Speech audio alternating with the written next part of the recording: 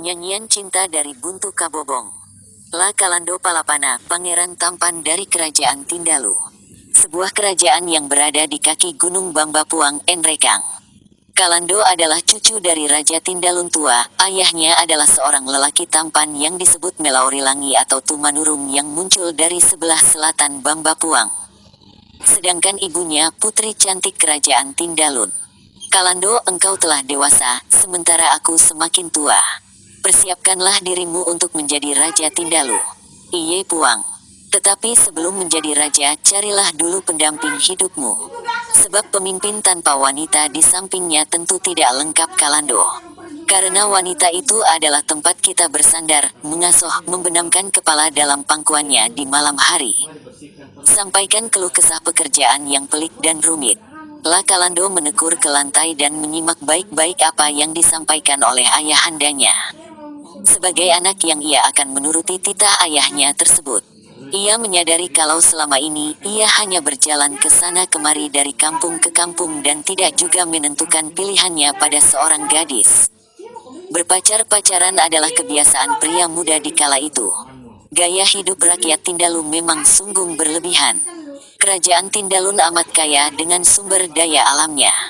Dalam setiap musim panen, rakyat bersukaria karena hasil pertanian yang melimpah ruah.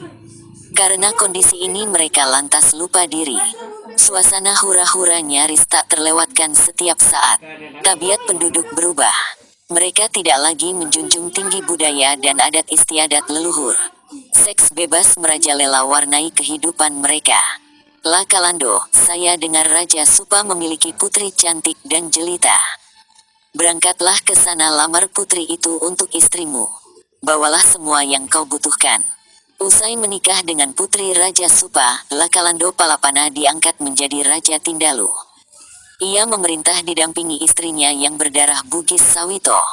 Kerajaannya semakin maju dan berkembang, namun ia melupakan sekeping hati yang luka akibat mengikuti perintah ayahnya menikah dengan putri Raja Supa. Witandi Matarana duduk terkulai lemas. Sudah sepekan putri cantik dari kerajaan Mas Senrengpulu ini bermuram durja. Ia hanya mengurung diri dalam bilik. Hanya 2-3 suap dan 2-3 teguk kalau ia makan dan minum. Kedua orang tuanya sangat khawatir kalau terjadi apa-apa dengan putrinya itu. Apakah yang telah terjadi, anakku? Sang permaisuri bertanya dari luar bilik sang putri. Namun tidak ada jawaban. Sang permaisuri kaget luar biasa dan menemui raja, menyampaikan apa telah terjadi pada sang putri yang sudah sepekan selalu mengurung diri dalam kamar. Mendengar penuturan permaisuri, Raja Masenreng pula termenung. Sakit apakah gerangan putrinya yang cantik itu? Lalu ia tiba-tiba bertanya kepada permaisuri, selama ini putrinya dekat dengan siapa? Jangan-jangan itu penyebabnya. Raja dan permaisuri bergegas ke bilik sang putri dan mengetuk. Namun sang putri tidak membukanya. Permaisuri dengan lemah lembut memanggilnya dari luar. Putriku Matarana, apakah engkau sakit, anakku? Apakah penyebabnya? Iye Puang. Dari dalam bilik sang putri menjawab pelan dan lirih. Raja kemudian kembali bertanya, sakit apakah gerangan anaknya itu? La Kalando Puang. Tahulah raja dan permaisuri kalau penyebab putrinya sakit itu adalah Raja La Kalando dari Tindalu. Keduanya kembali tinggalkan bilik sang putri. Sang raja berkali-kali menepuk pinggang menyentuh hulu kerisnya. Namun sang permaisuri selalu ingat untuk tetap sabar. Sebab bila kemarahan raja diturutkan bakal terjadi perang besar antara Tindalu dan Mas Senrengpulu. Sungguh terlalu Raja La Kalando. Dia biarkan putriku merana dan kawin dengan wanita lain. Andainya tidak memikirkan rakyatku akan kubalas, La Kalando. Tapi baiklah, aku punya cara lain untuk meminta pertanggungjawabanmu, Kalando. Sang raja lalu masuk biliknya dan mengurung diri selama 3 hari 3 malam. Tidak seorang pun yang mengetahui apa yang dilakukannya, termasuk sang permaisuri. Sementara sang putri terus saja didera rasa rindu pada Raja La Kalando.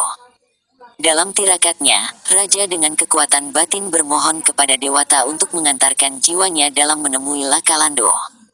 La Kalando, aku temui dirimu untuk meminta pertanggungjawabanmu. Putriku sakit keras karena engkau menyepelekan cintanya. Engkau telah memilih wanita lain jadi istrimu. Temuilah putriku dan obati sakitnya. Jika itu tidak kau lakukan, kerajaan Tindalu akan aku sapu bersih. Ingat Kalando. Iye Puang. Tak lama kemudian, secara diam-diam Raja Lakalando segera ke Masenrepulu menemui putri semata wayang dari raja. Lalu keduanya menikah secara diam-diam. Karena cintanya yang dalam kepada sang putri, Raja Lakalando lupa permaisuri dan lupa pula kerajaan Tindalu. Raja Lakalando dan putri Raja Masenrepulu tidak bisa menyembunyikan gelora cintanya. Keduanya memadu kasih melupakan segala-galanya. Keduanya hanya tahu dunia ini milik mereka berdua, yang lain hanya ngontrak saja. Demi cinta, Lakalando lepas segalanya, juga sang putri. Keduanya bagai sepasang merpati terbang bebas kemana saja. Lembah-lembah dan lereng-lereng bukit dilewati kedua sejoli ini untuk memadu kasih. Hingga keduanya penat dan memilih tinggal di satu lereng untuk selamanya. Di tempat itulah kemudian disebut Buntu Kabobong. Amping Laut tanggal 13 Desember tahun 2017. Catatan, kesamaan nama dan tempat hanya kebetulan belaka, semuanya rekaan penulis semata.